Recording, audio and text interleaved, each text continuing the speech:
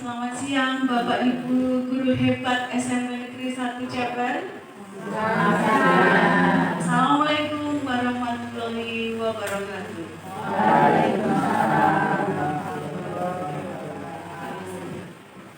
Terima kasih atas kehadirannya dalam acara diseminasi budaya positif di SMP Negeri 1 Jabar. Sebelumnya apa itu budaya positif? Kita akan ulas sama-sama. Konsep budaya positif itu terdiri dari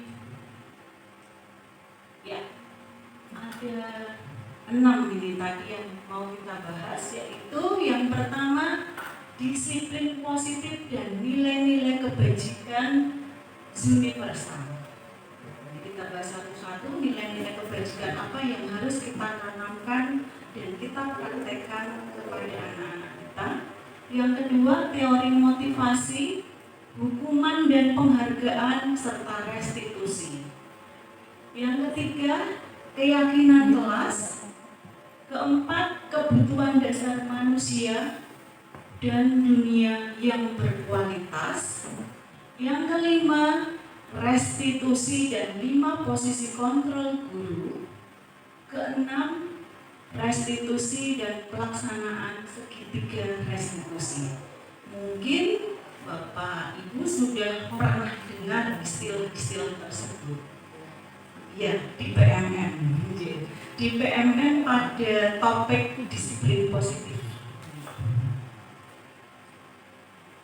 Yang pertama yang kita bahas adalah disiplin positif dan nilai-nilai kebajikan universal.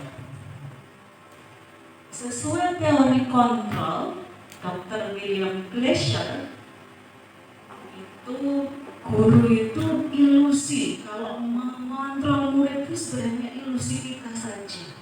Karena sebenarnya anak-anak itu punya keinginan yang tidak bisa kita kontrol sendiri. Yang punya kehendak, punya keinginan. Nah, ilusi bahwa semua penguatan positif, efektif dan bermanfaat akan kita lakukan dalam bentuk penguatan yang positif. Jadi guru tidak dapat memaksa murid berbuat sesuatu jika murid tersebut memilih untuk tidak melakukannya. Banyak sekali kita hadapi, kita paksa murid-murid kita. Terus bagaimana? Ilusi bahwa kritik akan membuat orang merasa bersalah dapat menguatkan karakter. Kadang kita sering menyalahkan anak-anak kita. Kita tidak berpikir kondisi psikologis anak ketika disalahkan. Apa yang ada di hati mereka. Kritik dan rasa bersalah untuk mengontrol murid berarti menuju pada identitas gagal. Maksudnya identitas gagal, mereka merasa direndahkan, dihinakan, tidak punya kualitas, tidak punya identitas yang baik. Kemudian ilusi seolah-olah bahwa orang dewasa memiliki hak untuk memaksa.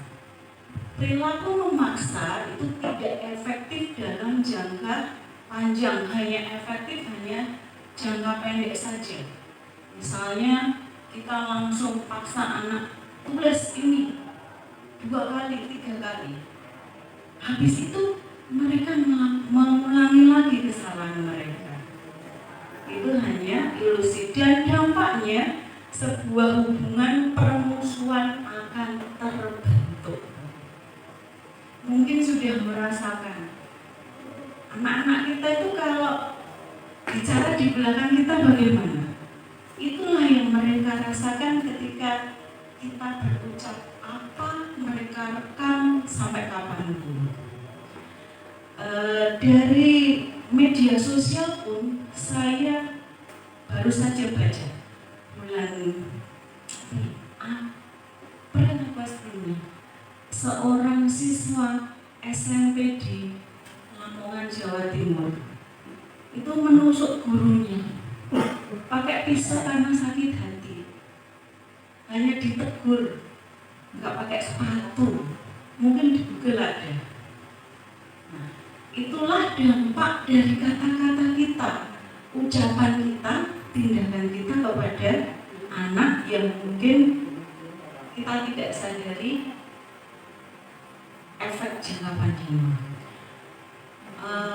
Mungkin dengan anak-anak dulu kita ditegur guru dengan sebegitu hebatnya kita nggak masalah, tapi anak-anak kita berbeda hidupnya, di lingkungan keluarga berbeda, di lingkungan masyarakat berbeda, di lingkungan zaman juga berbeda. Kita nggak ada medsos, orang tua kita itu menekan kita lebih dari guru kita. Tapi sekarang anak-anak kita itu terbiasa nyaman, enak, senang. Kalau nggak senang dia tuh pasti berontak. Itu ya pengalaman saya juga gitu Bapak Ibu. Mungkin Bapak Ibu sama atau beda? Sama sih. Kebanyakan yo ada yang tidak seperti itu ya. Lempeng-lempeng nggak ada masalah. Iya. Tapi saya yakin SMP kita akan lebih baik Bapak Ibu. Dengan peran Bapak Ibu guru semuanya, saya yakin kehebatan kita akan dapatkan lagi. Kemudian paradigma seorang bisa berubah menurut stimulus respon dengan pendekatan teori kontrol. Bila kita ingin membuat kemajuan perlahan, sedikit-sedikit ubahlah sikap atau perilaku Anda. Kita tidak bisa merubah sifat anak sesuai kemauan kita hanya hitungan detik, hanya hitungan menit. Jadi Bapak Ibu, langsung itu nggak bisa. Anak saja, kita aja nggak bisa, apalagi anak orang lain yang sebegitu banyaknya.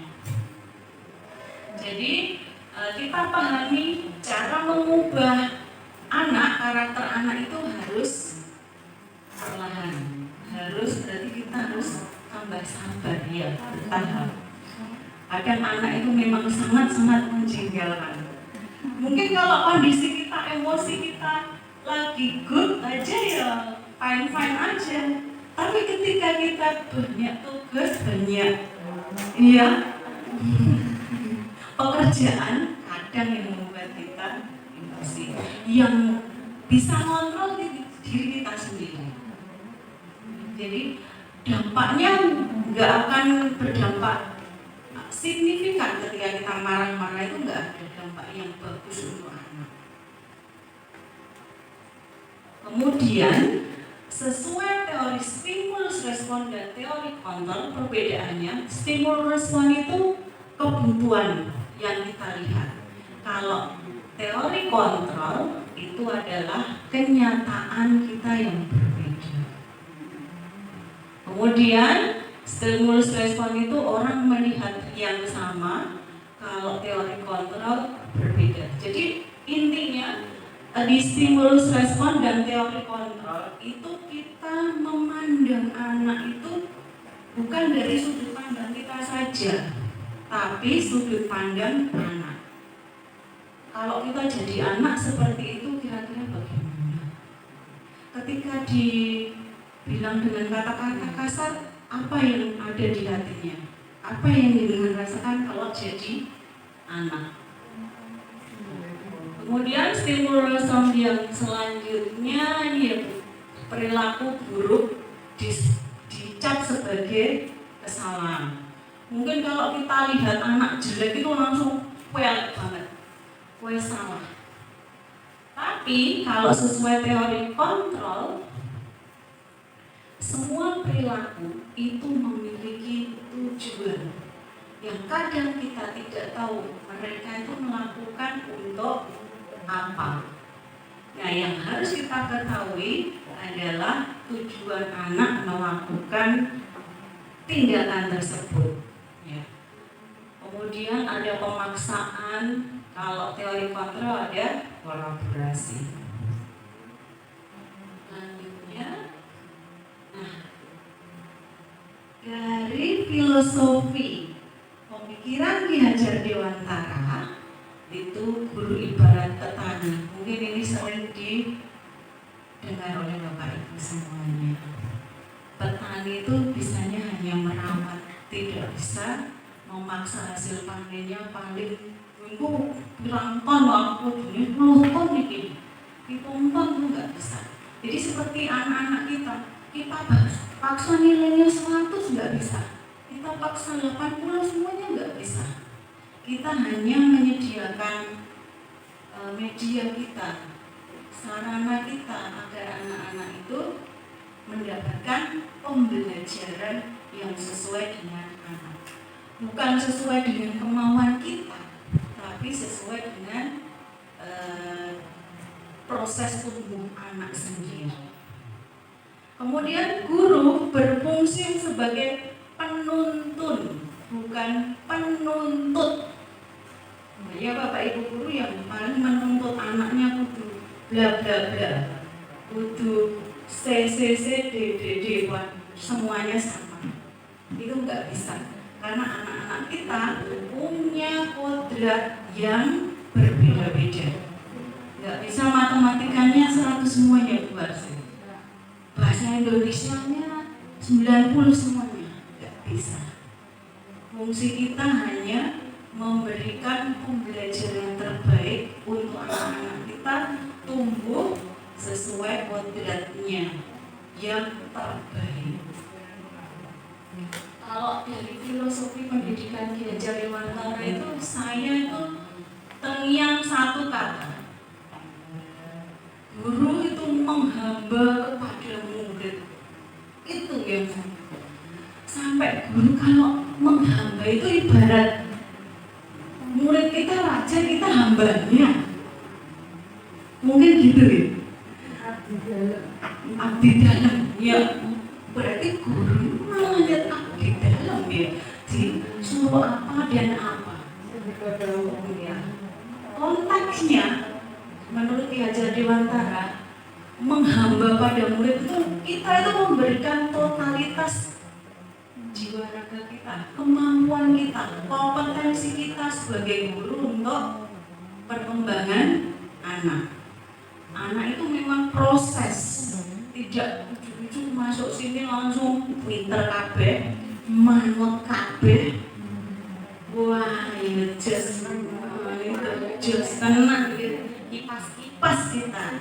Fungsi kita menuntun sesuai dengan kodrat anak tersebut, tidak bisa memaksa atau menuntut. Nah, kita lanjutkan slide selanjutnya.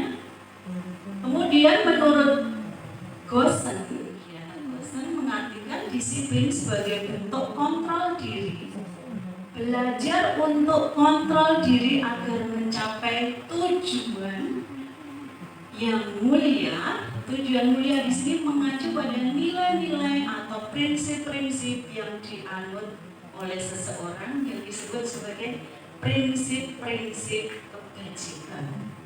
Prinsip kebajikan banyak yang sudah kita lakukan di kehidupan sehari-hari. Kayak keimanan, kesehatan, kebersihan, tanggung jawab, mandiri, itu nilai-nilai kebajikan. Kemudian disiplin positif terwujud dengan budaya positif yang ada di sekolah kita. Nah, nilai-nilai kebajikan itu harus kita sepakati terlebih dahulu dari anak-anak, dari guru, dari semua warga sekolah harus sepakat untuk menentukan nilai kebajikan yang mau kita jalankan di sekolah tersebut. Nilai-nilai ini merupakan payung besar dari sikap atau perilaku kita yang mengatur semua aktivitas kita, baik murid maupun guru. Nilai-nilai kebajikan yang ingin kita capai setiap anak kita adalah menuju ke pembentukan profil pelajar Pancasila sesuai di kurikulum Merdeka kita. Sebagai pendidik, kita sebagai guru, tujuan kita adalah menciptakan anak-anak yang memiliki disiplin diri sehingga mereka bisa berperilaku mengacu pada nilai kebajikan universal dan memiliki motivasi intrinsik, bukan hanya sekedar ekstrinsik. Intrinsik itu berarti kemauan kesadaran mereka sendiri, bukan karena gurunya. Mungkin gurunya ngiming-ngiming, sesok membuat tugas apa lo? Bijimu itu tak kayak sana mulu. Itu berarti motivasinya eksternal.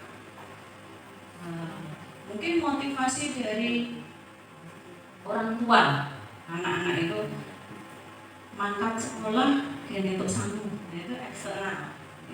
Jadi gimana kita menumbuhkan motivasi anak itu secara pribadi, diri sendiri, bukan karena orang lain, bukan karena penghargaan, bukan karena hadiah semata-mata. Nah, ini profil pelajar Pancasila, semuanya ada di lagunya Bu Singgi setiap hari kita dengarkan itu. Nanti sampai Bu Singgi pensiun tetap kita dengarkan. Itu sangat mulia sekali nilai-nilai yang ada di profil pelajar Pancasila, dari berkebinekaan global, gotong royong, mandiri, beriman, bertakwa, berakhlak mulia, kreatif, bernalar kritis. Ya. Jadi kita tuntut anak-anak kita untuk memiliki nilai-nilai profil pelajar Pancasila. Kemudian ini contoh karakter-karakternya. Baik, yang nilai-nilai bagus-bagus lah, sudah Bapak Ibu tahu semuanya. Kemudian ini juga sama nilai-nilai kebaikan dari hati kita yang akan kita tularkan kepada murid-murid kita. Empati, suara hati, kontrol diri. Jadi kita juga harus kontrol diri kita dalam menangani anak-anak. Rasa hormat, jadi ucapan kita tetap akan direkam anak-anak itu selamanya. Apa yang kita, lu senengannya ngomong begitu. Biasanya mereka itu menciri khususkan kita.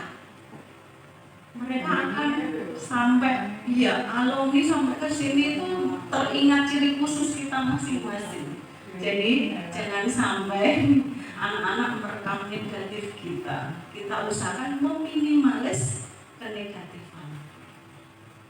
Kemudian ini keterampilan hidup untuk anak-anak dapat dipercaya, lurus hati, pendengar yang aktif, tidak merendahkan orang lain, memberikan terbaik bagi diri sendiri.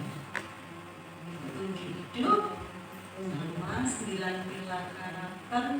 Ini proyek-proyek kebajikan yang kita bisa usahakan tertanam pada anak-anak kita. Kejujuran, tanggung jawab, bijaksana, baik hati, yang insya Allah jika Bapak Ibu gurunya sudah memiliki nilai-nilai karakter ini, insya Allah anak-anak kita juga akan kita tuntun sama seperti kita. Bersahaja, dermawan, ini suka ini kalau saya temen dermawan. Ketegasan, pengertian, kedamaian, dan seterusnya. Kemudian untuk melakukan kebajikan tadi, kita harus belajar teori, motivasi, hukuman, penghargaan, dan restitusi. Sebenarnya kita maupun anak-anak melakukan suatu tindakan atau apapun itu pasti punya tujuan. Gak ada yang gak punya tujuan, asal aja itu gak ada. Nah, tujuan kita atau motivasi kita itu ada 3. 1, menghindari ketidaknyamanan atau hukuman. Aku dunia beda si topi kok ndak dukung yang ngarepan. Itu berarti alasan atau tujuan. Yang kedua, mendapatkan imbalan atau penghargaan dari orang lain. Dipuji guru nih, terus letuk dini, ya gitu biasanya dia melakukan sesuatu karena ada pujian.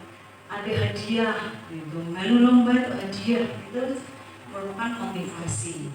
Kemudian yang ketiga ini tertinggi, motivasi orang itu melakukan sesuatu menjadi orang yang mereka inginkan, menghargai diri sendiri dengan nilai-nilai yang mereka percaya. Yang nomor tiga itu motivasi dari internal atau intrinsik mereka sendiri. Kalau yang nomor 1, 2 itu motivasinya dari luar, bukan karena kesadaran sendiri. Jadi ini motivasi paling rendah itu nomor 1, 2, yang tertinggi itu nomor 3. Untuk menghindari ketidaknyamanan, tadi contohnya banyak sekali anak-anak kita melakukan belum kesadaran diri atau belum motivasi intrinsik, disuruh potong aja, ya kita sampai ya berulang kali. Jadi dia belum tahu nilai-nilai keyakinan yang dia percaya. Oh, kalau rapi itu dinilai orang itu kan lebih baik, lebih dihargai lagi kalau mereka dengan potongan yang rapi. Ini karena ketidaknyamanan yang pertama, menghindari hukuman itu eksternal. Yang kedua, mendapatkan imbalan atau penghargaan. Ini juga karena motivasi eksternal. Motivasi eksternal itu sifatnya sesaat. Kalau nggak dikasih hadiah, dia nggak mau. Kalau nggak kena hukuman, dia nggak mau. Nah, jadi kalau kita mau anak-anak kita melakukan itu secara berkelanjutan atau selamanya, maka kita harus menumbuhkan motivasi intrinsik dari dalam. Nah, itu prosesnya biasanya lebih lama, tidak semudah yang motivasi eksternal nomor 1, 2, pokoknya garapnya biar titik. Nah, itu tapi dampaknya hanya sesaat. Untuk menjadi mereka diri sendiri, kita bisa sharing dulu ke anak-anak. Kita ajak diskusi anak-anak kita itu. Mereka itu butuh tempat curhat, Bapak. Karena kondisi keluarga satu dengan yang lain itu beda-beda. Ada yang sudah bercerai, broken, anak-anak itu penuh banyak masalah. Dia tuh kurang kasih sayang, kurang kadang kebebasan, kesenangan, dan itu yang dibutuhkan oleh mereka sebenarnya. Kemudian untuk melakukan memotivasi tadi secara intrinsik, kita harus identifikasi diri. Seorang guru saat hadir mengajar di kelas tepat waktu, motivasi apa yang kira-kira Bapak Ibu lakukan? Mungkin kalau kita hadir tepat waktu, mungkin motivasinya apa? Kemudian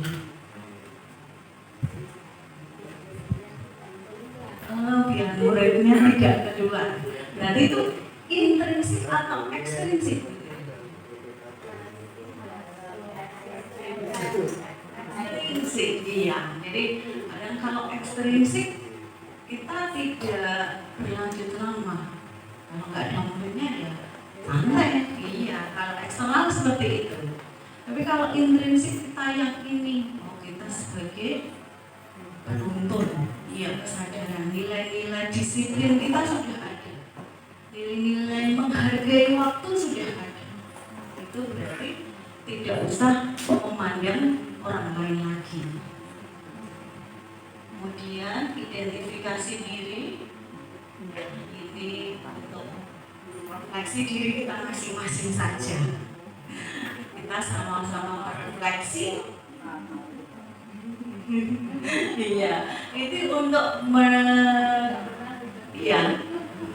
untuk menggali lebih dalam lagi nilai-nilai kebajikan apa yang telah kita lakukan lakukan di kehidupan kita sendiri secara pribadi. Ya, ini sama, apakah imbalan, nanti sertifikasinya, kerjakan PMM karena mungkin sertifikasinya nanti nggak cair, itu eksternal juga.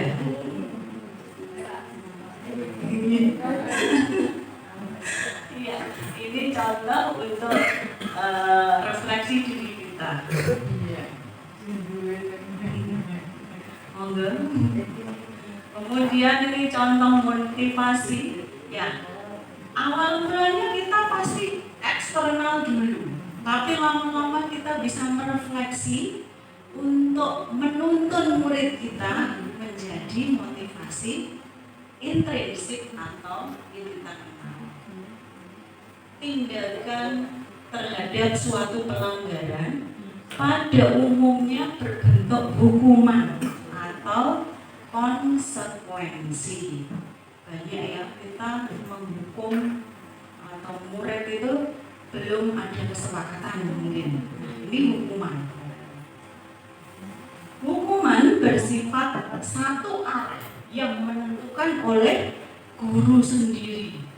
Tidak ada ruang diskusi dengan murid. Jadi yang memberikan hanya sepihak guru, murid hanya menerima hukuman tanpa melalui kesepakatan atau pengarahan dari guru, baik sebelum atau sesudahnya. Hukuman yang diberikan bisa fisik, psikis, atau disakiti dengan perbuatan dan kata-kata. Jadi bisa verbal maupun non-verbal hukuman. Jadi tanpa kita sadari, kita juga melakukan hukuman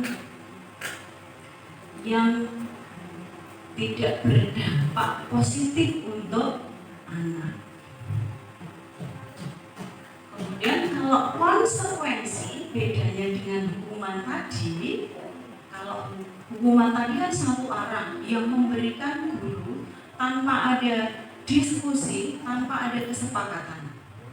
Kalau konsekuensi itu terencana, sudah disepakati, dibahas, disetujui, dan guru-guru oleh semua guru satu sekolah itu mengetahui sebelumnya konsekuensi yang akan diterima bila ada pelanggaran. Pada konsekuensi, murid tetap tidak nyaman dalam jangka waktu yang pendek. Jadi kalau konsekuensi itu kita buat berdasarkan diskusi atau kesepakatan dengan murid. Mungkin Bapak Ibu sudah melakukan konsekuensi atau hukumankah yang paling banyak? Paling banyak?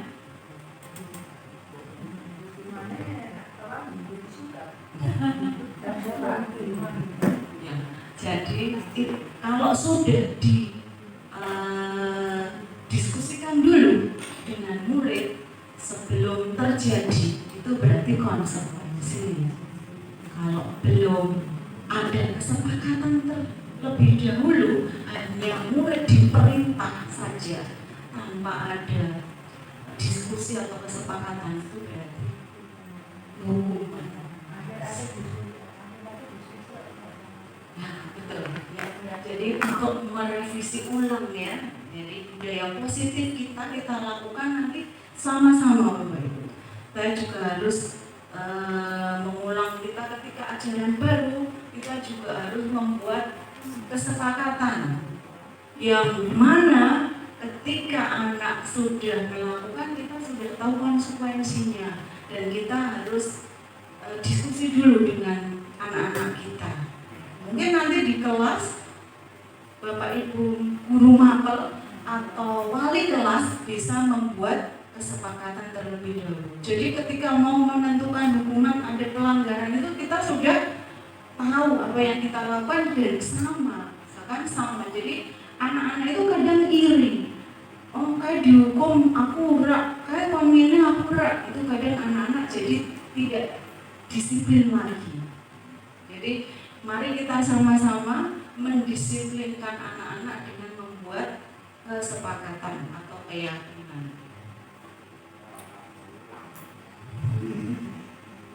Konsekuensi itu diberikan berdasarkan data, dapat diukur. Misalnya nanti kita kalau tugas ya, setelah 3 kali tugasnya tidak diselesaikan atau diberikan, murid melakukan kegiatan di luar kegiatan pembelajaran, misalnya ngobrol, maka murid tersebut kehilangan waktu bermain. Nah, waktu istirahatnya dia harus belajar, karena dia tadi pada saat belajar dia malah bermain. Itu konsekuensi bisa kita terapkan seperti itu. Peraturan dan konsekuensi mengikuti itu sudah diketahui sebelum murid melakukan pelanggaran, dan guru selalu memantau atau memonitor murid. Jadi di awal ketika guru ngapal, oh nggak kerjakan berapa kali, kita diskusikan dengan anak-anak terlebih dahulu. Ini contohnya mencatat 100 kali dalam buku kalimat saya tidak akan terlambat lagi karena terlambat ke sekolah. Nah, itu bisa kita gunakan untuk konsekuensi. Membersihkan coretan yang dibuatnya di meja tulis. Nanti dia bertanggung jawab kan melakukan pelanggarannya, berarti konsekuensi. Murid diminta push up 15 kali karena tidak menggunakan masker ke sekolah. Nah, ini hukuman ya karena tidak sesuai. Menggantikan kertas dicoret-coret teman, ini juga konsekuensi. Berjemur di lapangan basket pukul 12 siang karena mengobrol dengan teman, hukuman. Murid diminta bertelanjang kaki sepanjang hari karena menggunakan sepatu warna hitam sesuai peraturan sekolah. Konsekuensi bisa ya, karena tidak sesuai aturan itu. Kehilangan 10 menit jam istirahat karena terlambat. Ini juga bisa, karena dia terlambat 10 menit, istirahatnya dihilangi atau pulangnya nanti molor 10 menit lagi, dia tambah belajar di sekolah 10 menit. Konsekuensi. Duduk di bangku di pinggir lapangan pada jam istirahat, tidak diizinkan bermain oleh guru piket karena mencederai teman saat bermain di lapangan. Nah, dia saat bermain itu mencederai, kemudian duduk di pinggir lapangan.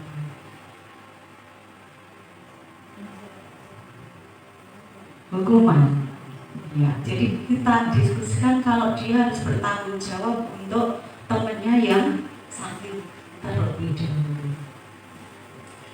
Lari mengelilingi lapangan basket 2 kali karena terlambat 10 menit, pelajaran PJOK. Kalau PJOK boleh-boleh saja ya Pak.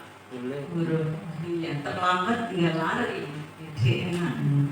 Kalau IPA ini nggak bisa ya duduk. IPA umumnya selfie, boleh. Membersihkan WC sekolah karena merusak alat tulis temannya, hukuman ya. Kemudian tadi kita sudah mengetahui konsekuensi, ya, jadi bukan hukuman yang mau kita berikan untuk memperbaiki motivasi intrinsik dari anak. Nah, prosesnya kita melalui restitusi untuk menangani anak yang melakukan pelanggaran terhadap keyakinan yang kita buat atau yang sudah kita sepakati. Proses restitusi adalah menciptakan kondisi bagi murid untuk memperbaiki kesalahan mereka sehingga mereka kembali pada kelompok mereka dengan karakter yang lebih kuat. Nah, ini merupakan cara mendisiplinkan anak secara positif. Jadi restitusi apa toh? Nanti kita kan. Restitusi juga adalah proses kolaboratif. Kolaboratif maksudnya di sini adalah antara guru dengan murid, siswa yang mengajarkan kita murid itu agar bisa mencari solusi dari masalahnya sendiri. Jadi kita tidak sekedar menyuruh, kamu telat loh, kamu lari loh, itu hanya sekedar menghukum atau menyuruh. Tapi dengan restitusi, anak kita ajak berpikir, anak kita ajak mengetahui kesalahannya, anak kita bimbing untuk mengetahui solusi dari masalahnya. Restitusi itu adalah bukan untuk menebus kesalahan, kemudian tapi belajar dari kesalahan. Menebus kesalahan tidak salah, namun tidak membuat pribadi yang lebih kuat atau lebih baik. Misalnya anak sering telat, tapi kalau kita hukum saja, mereka tidak tahu, kesadaran mereka itu nggak tahu benar ngopo tuh nggak sergepi ngopo tuh, dan gitu. Anak itu asal berangkat, asal dapat uang saku, kadang gitu, karena imbalan uang tadi, materi tadi.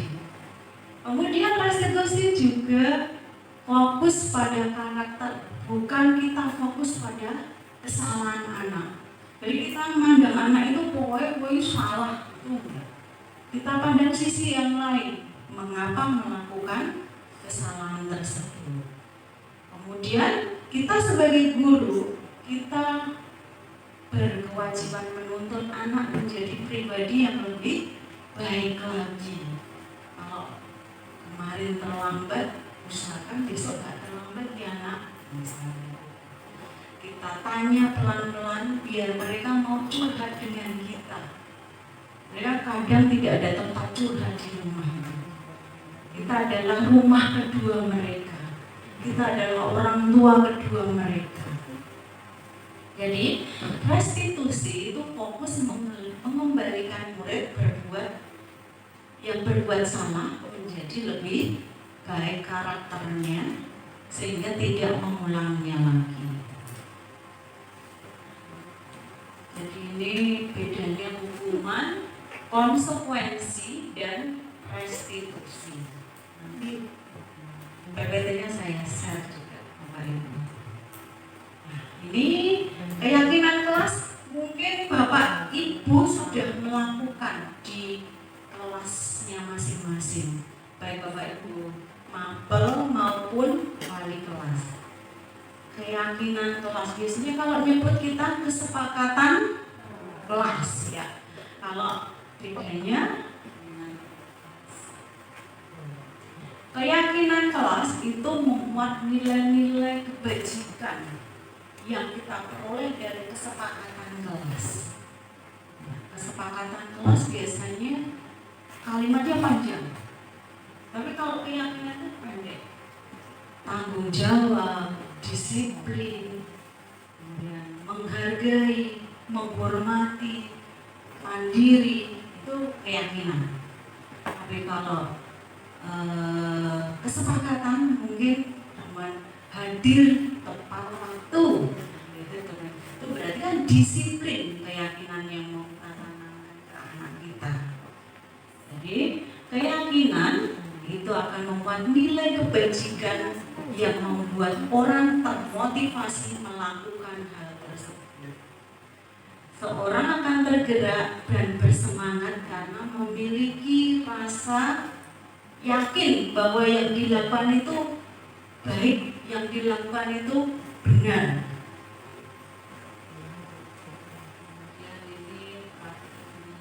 Kemudian kebutuhan dasar manusia. Kebutuhan dasar manusia itu terdiri dari 5. 1. Bertahan hidup. 2. Diterima atau kasih sayang. 3. Kebebasan. 4. Kesenangan. 5 penguasaan. Sebenarnya kita maupun anak-anak kita melakukan tindakan pasti untuk memenuhi 5 kebutuhan dasar ini. Jadi anak-anak kita melanggar itu biasanya ada yang kurang salah satu di 5 kebutuhan dasarnya. Contohnya kasih sayang ini tadi. Tadi saya sama Bu Wanita tanya sama kantor, kok kamu gak potong rambut? Saya tanya itu suka-suka. Di rumah ibunya nggak ada. Di rumah hanya sama masnya sopir dan itu pergi terus, jarang ketemu juga. Jadi dia melakukan itu karena dasar ini kebutuhan kasih sayang di rumah itu nggak ada. Jadi kedekatan dengan orang yang mereka percaya itu nggak ada. Jadi mereka melakukan hal tersebut untuk mendapatkan kebutuhan yang kurang dari dia.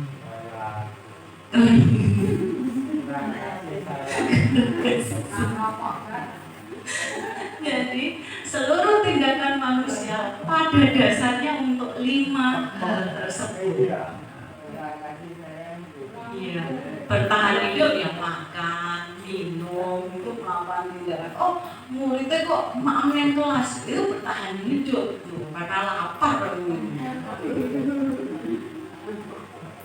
Kemudian kebebasan, ketika terkekang itu anak-anak juga kan berontak. Kok turun neng ngisor ini, pengennya bebas kadang dia sama terus itu kadang nggak mau pengen bebas mungkin di luar.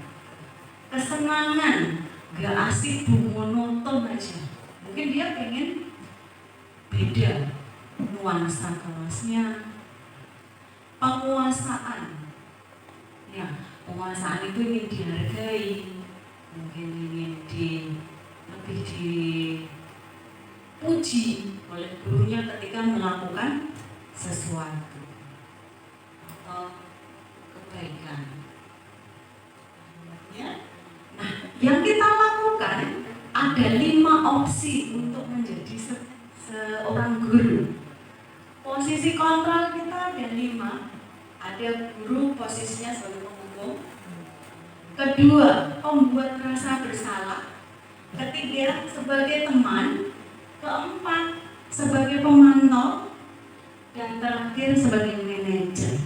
Apa saja kalau itu? Nah, posisi idealnya adalah berada di posisi manajer. Penghukum itu langsung, anak terlambat push up, itu berarti dia lari. Dengan nadanya yang tinggi, dia menguasai anak. Jadi anak itu tidak diberikan ruang untuk bicara. Nadanya tinggi. Pembuat rasa bersalah. Kadang ayo deh buat tugasnya di gang 3 lah. Oh aku di manggil Pak Kepala loh. Nah, itu membuat anak menjadi merasa bersalah. Sebagai teman, nah tolong bantulah guru.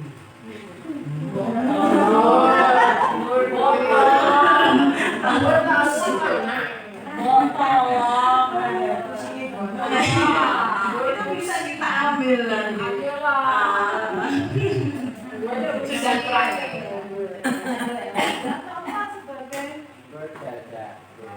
Pemantau. Pemantau itu kita tanya ke anak. Kita tanya ke anak, misalnya, nak, terlambat ya? Udah tahu konsekuensinya? Iya Bu.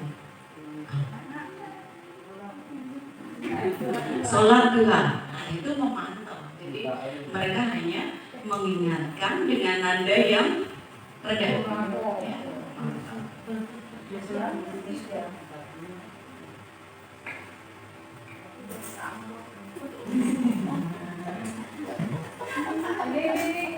Yang ketiga,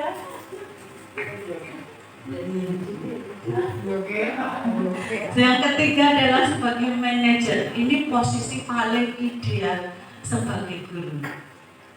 Kenapa ideal? Karena sebagai manajer itu kita tidak serta-merta langsung menyalahkan anak.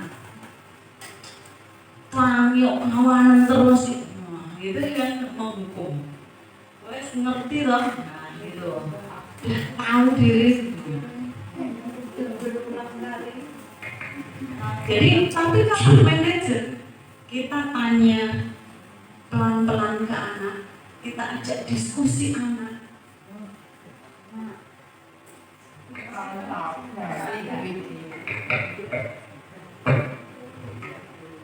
Iya, nilai kebajikan kita salah satunya sabar Bapak Ibu yang harus kita anak-anak kita luar biasa.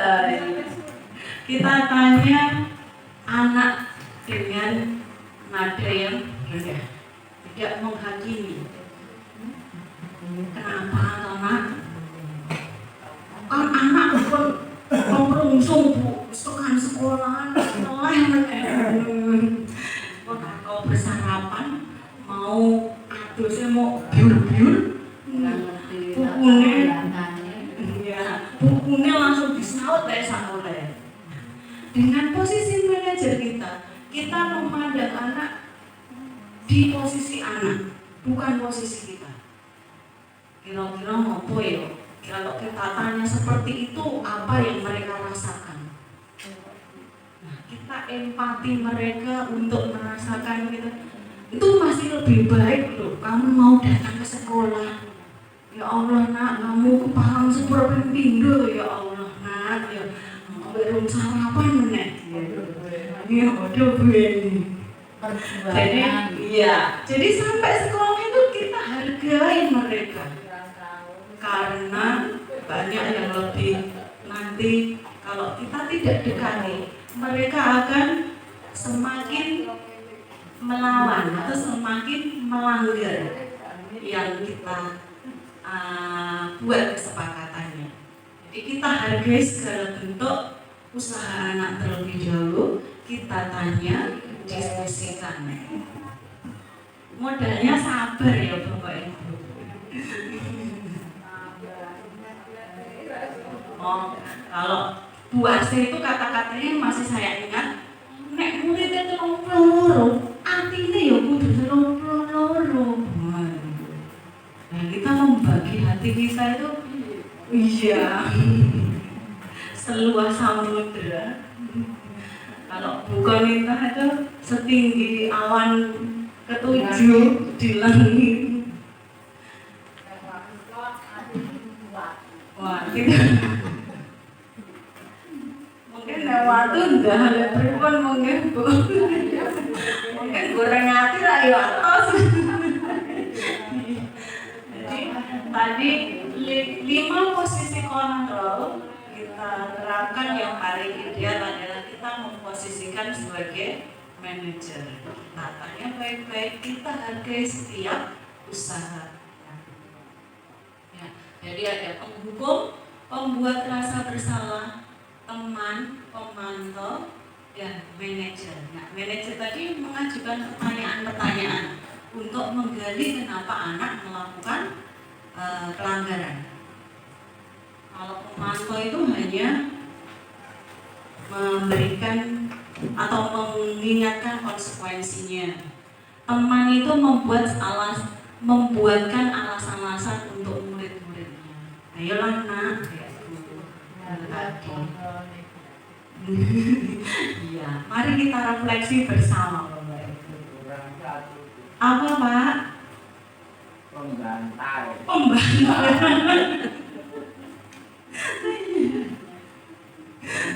Wah, itu nanti kena pasal Pak. Iya, karena kasus-kasus guru sekarang itu malah dikriminalisasikan ya Pak. Gitu kalau semakin kita negatif, kita itu melawan terhadap hukum. Ya, tabel posisi kontrol. Nah, tadi yang pertama itu ada pembuat rasa bersalah sebagai teman, pemantau, penghukum.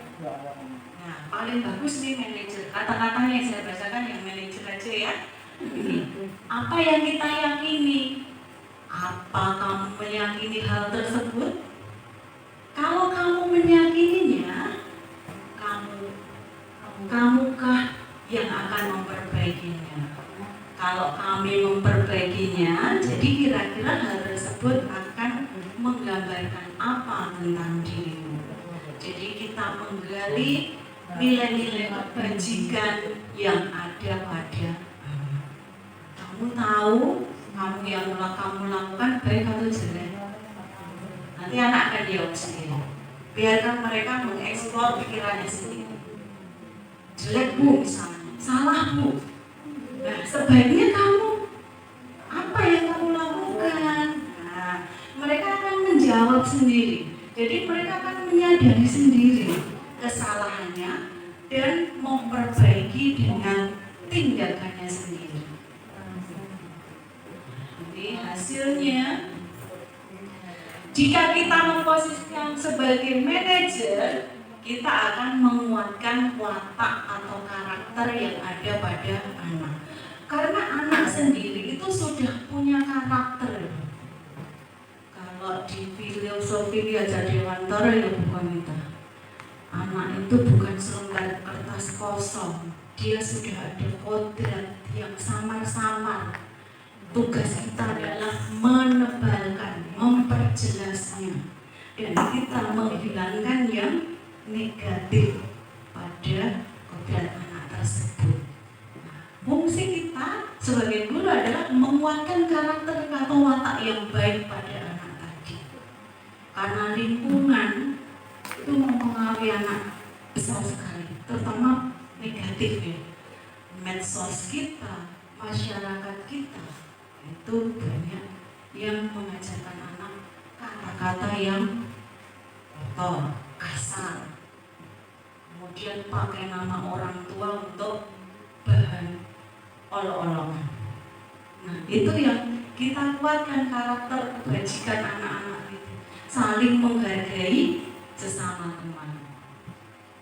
Ya, prosesnya lama, tapi memang itu yang mau kita tuju, membentuk watak atau karakter. Nah, ini kata-katanya tadi sama. Kemudian dampaknya anak bisa mengevaluasi diri, bisa menjadi pribadi yang lebih baik lagi. Insya Allah bisa ya Bapak Ibu. Insya Allah demi kebaikan anak-anak kita dan dampaknya ke kemajuan SMP kita. Iya, karena yang punya hati mereka kita nggak bisa menentukan harus A, B, C, D tadi, D semua, E semua nggak bisa. Proses yang kita lakukan untuk sebagai posisi manajer tadi, kita melakukan proses segitiga restitusi. Kenapa disebut segitiga? Karena ada 3 tahap yang kita lakukan untuk menyadarkan anak kesalahannya, dia bisa bertanggung jawab, bisa mandiri mensolusikan masalahnya, bisa kembali pada kelompoknya dengan karakter yang kuat dan baik. Langkah yang pertama yaitu menstabilkan identitas. Menstabilkan identitas. Oh iya wajar, kamu tadi malam itu tidur jam 2, makanya datang sekolah terlambat. Wah, ngantuk. Tadi bangunnya jam berapa? Itu karena itu kita stabilkan dulu identitasnya. Kemudian kita validasi tindakan yang salah. Kenapa kamu mainnya sampai jam 2 malam? Nah, itu kita tanya, kita ajak diskusi anak-anak kita. Kemudian yang terakhir menanyakan keyakinan. Apakah itu sesuai dengan keyakinan kita? Pasti anak akan jawab sendiri. Tidak bu, keyakinan apa? Disiplin. Jadi Anak-anak biar jawab sendiri, menggali kemampuan berpikir mereka sendiri. Kemudian ini menstabilkan tadi, membuat kesalahan itu wajar dulu. Tidak langsung kita, wes salah pokoknya. Wes kowe nyemuane ya kok wes kowe ngangel dandani wes pokoknya wes salah ya. Iya, karena manusia itu nggak ada yang sempurna. Yang membolak-balikkan hati hanya yang di atas. Tugas kita adalah menuntun dan mendoakan. Karena dengan doa kita, usaha kita, insya Allah anak-anak nanti berubahnya kita nggak tahu kapan Bapak Ibu. Mungkin sudah lulus baru berubah, ya bisa. Karena kita nggak bisa target hasil kita itu akan semanis impian kita dalam waktu sesaat. Pengalaman saya sendiri juga baru, karena kelas saya itu alhamdulillah dipercaya anak-anak yang eksklusif, iya istimewa. Bukan itu aku itu buah gitu, spesial edisi apa enggak. Jadi anak-anak istimewa itu ada yang berubahnya sudah lulus. Kemarin pengalaman saya itu novel itu ambil ijazah itu sopan sekali sama saya. Padahal dulu di WA itu mengatakan saya sungguh, tapi insya Allah dia berubah. Ternyata berubahnya itu dalam jangka waktu yang lama. Tapi kita yang kita tanam ke anak-anak adalah memori positif kita, kebaikan kita. Yang kita tularkan ke anak biar dia termemori yang baik. Jadi ciri khususnya sing lho, Bu Guru lho, sabar, Bu Guruku baik hati, Bu Guruku yang menginspirasi, Pak Guruku sing jos tenan itu, aku pengen jadi guru kayak Pak Guruku kan lho, menginspirasi. Kemudian anak-anak dengan menstabilkan identitas kita akan bisa memperbaiki kesalahan anak tadi. Jadi kita tidak serta-merta mengecap jelek anak langsung gitu ya. Yang membuat anak itu kadang tidak mau berubah. Wah, wes bukan ngomong, aku wes pokoknya paling seri ya ngumpul ke skor bu. Jadi kita cap jelek itu jangan sampai termemori ke anak. Yang kedua, validasi tindakan. Ini kita melakukan pertanyaan alasannya kenapa melakukan hal tersebut, validasi tindakan. Jadi yang kita lakukan itu pertanyaan dengan nada suara yang tidak menghakimi atau menyalahkan total salah di anak. Kemudian yang ketiga, menanyakan keyakinan. Kadang ini lupa mungkin Bapak Ibu. Mungkin kalau tanya alasan mungkin sudah sering nih Bapak Ibu. Apa kok telat? Itu sudah sering. Tapi keyakinan atau nilai-nilai kebajikan apa yang mereka langgar? Apa yang mau mereka lakukan untuk lebih baik lagi?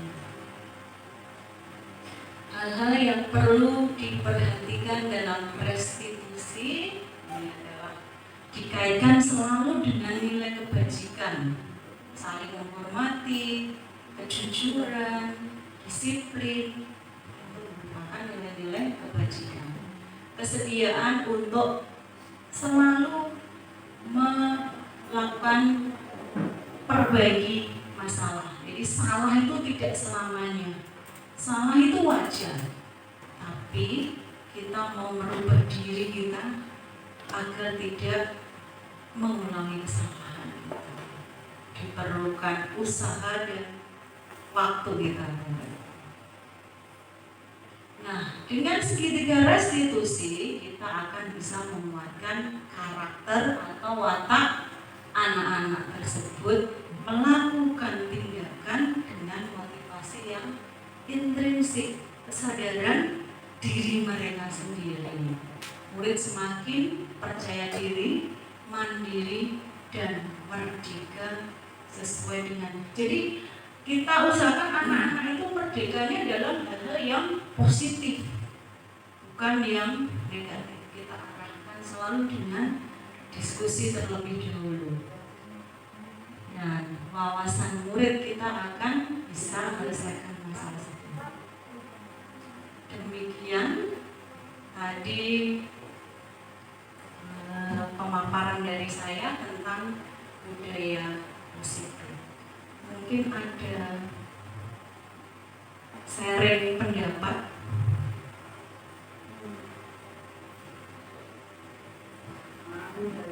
Nggih.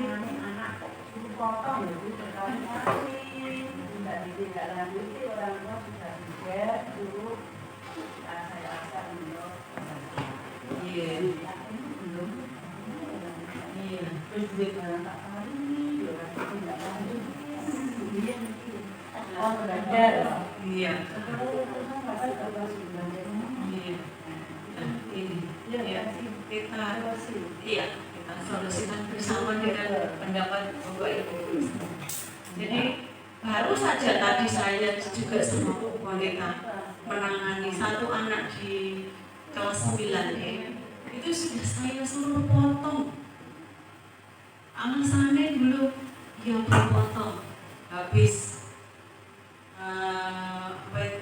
Idul Fitri, habis liburan juga nggak potong. Mau tes mau potong juga nggak potong lagi. Terus terakhir ini udah mau wisuda itu masih alasan Bu. Alasannya besok Bu habis perpisahan. Kok habis perpisahan kamu sudah waktu saya kamu buat janji tapi tidak kamu tepati terus. Akhirnya tadi saya sama Bu Wanita besok saya antar potong. Iya.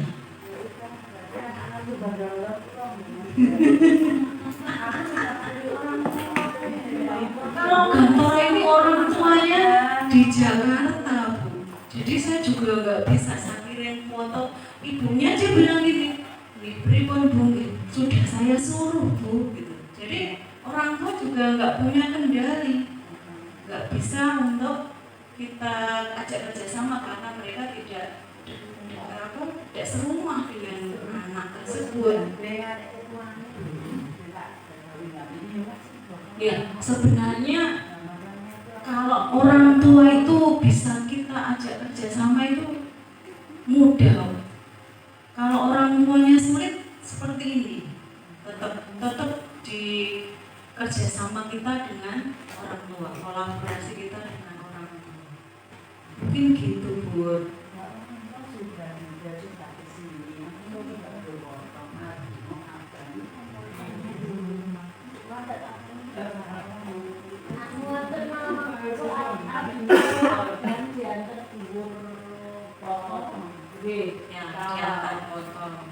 Kali pulau ngantarkan kok. Ini usaha kita menuntun anak Ibu. Ada pelayanan totalitas. Iya. Sabar, luar biasa sekali. Pelayanan prima. Ya, mungkin kita kebaikan kita biar diingat anak. Wah, aku gak pengen ada potong ya bumbu lah ya. Iya, jadi putean pasmi kita yang nanti di surga. Mungkin cinta bertasmi dong. Berarti ini anak-anak badan dikumpul kayak lain mencari sama ya? Iya, iya, setuju. Iya, Bapak Ibu wali kelas kita kerjasama. Ibu Parmi 9B, 9A mungkin di cross check kita kerjasama wali kelas guru BK kita. Oh, enggak salon bisa, nanti saya tunggu juga. Dan salah nakal detik-detik kan berarti ada orang-orangnya Mbak Dewi ya kalau naik khususan Afgan ayo nyoto sih giring Pripun, setuju saya. dan salah detik-detik kan Jadi semuanya ada solusinya Bapak Ibu. Masalah kita ternyata di sini kita dapat solusi untuk menangani anak-anak yang rambutnya gondrong belum mau potong. Dan ayo garis itu ya Bu ya, potongannya 1.000 tergede. Iya, anak-anak itu iya. Anak-anak itu suka ya seperti itu, seneng saya tanya gitu kan, kenapa tuh melakukan itu? Suka-suka puasa, seneng potongan kayak gitu. Nah, kita sadarkan dulu anak-anak itu kalau sekolah itu tidak hanya sekedar mencari kesenangan, tapi kedisiplinan, ada nilai yang harus kita tanamkan di situ. Mungkin demikian, ya Bu. Ya, nanti susah tidak lanjutin. Iya. Iya. Ada apa selesai? Oh iya siap. Demikian tadi Bapak Ibu, terima kasih kelonggaran waktunya, kesediaannya untuk sampai jam berapa ya? Jam 1.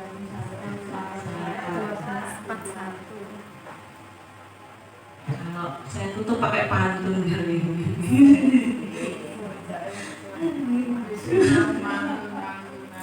Kami buat ikut GP berarti ketularan pantun. Jalan-jalan ke Surakarta, jangan lupa beli alpukat. Demikian presentasi dari saya, semoga membawa manfaat. Wassalamualaikum warahmatullahi wabarakatuh. Waalaikumsalam.